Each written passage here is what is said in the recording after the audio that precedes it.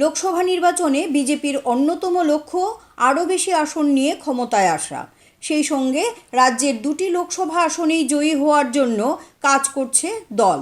তাই এখন পরবর্তী নির্বাচনকে কেন্দ্র করে শাসক দল বিজেপি একের পর এক পদক্ষেপ গ্রহণ করছে। তাদের এই কর্মসূচিগুলোর মধ্যে অন্যতম একটি হচ্ছে সাংগঠনিক শক্তিকে আরও মজবুত করা। এর প্রেক্ষিতে বিজেপির কেন্দ্রীয় নেতৃবৃন্দ ত্রিপুরা রাজ্যে এসেছেন এবং রাজ্য নেতৃত্বের সঙ্গে একাধিক বৈঠকে মিলিত হচ্ছেন। তারই অঙ্গ হিসেবে বৃহস্পতিবার আগরতলার কৃষ্ণনগর এলাকার দলীয় কার্যালয়ে এক বৈঠক অনুষ্ঠিত হয়।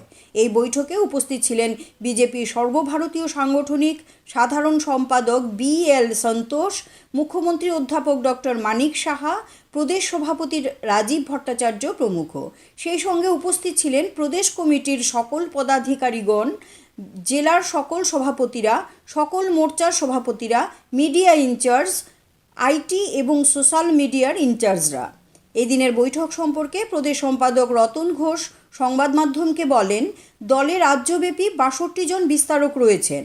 60টি বিধানসভার জন্য 60 জন বিস্তারক, 2টি লোকসভার জন্য 2 জন বিস্তারক রয়েছেন। তাদের এদিন প্রশিক্ষণ দেওয়া হয়। সংগঠনকে আরও বিস্তৃত করার জন্য এই প্রশিক্ষণ শিবিরের আয়োজন করা হয়েছে বলে জানান তিনি। আমাদের 62 বিস্তারক, তাদের আজকে প্রশিক্ষণ হবে, একদিনের প্রশিক্ষণ। ওই প্রশিক্ষণে উপস্থিত থাকবেন মাননীয় মুখ্যমন্ত্রী, আমাদের সর্বভারতীয় সংগঠন সাধারণ সম্পাদক BL সন্তোষজি থাকবেন, আমাদের প্রদেশ সভাপতি থাকবেন। ওই প্রশিক্ষণের মাধ্যমে আমরা বিস্তার লাভ করার জন্য, সংগঠনকে বিস্তার লাভ করার জন্য আজকে একদিনের প্রশিক্ষণ হচ্ছে আগামী লোকসভাকে সামনে রেখে।